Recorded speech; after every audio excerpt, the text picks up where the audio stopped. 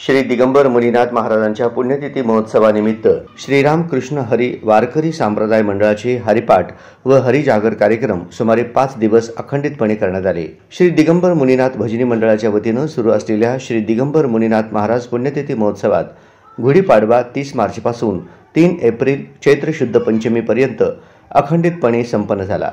या कालावधीत ज्ञानेश्वरी, गीता पारायण, तेलुगू प्रवचन, भजन, हरिजागर, भजन संध्या असे विविध सामाजिक व धार्मिक कार्यक्रम करण्यात आले। त्या अंतर्गत झालेल्या हरिपाठ व हरिजागर कार्यक्रम श्रीरामकृष्ण हरी संस्थेच्या वतीने आनंद गुज्जर, कृष्णदास गुज्जर यांच्या मार्गदर्शनाखाली करण्यात आले।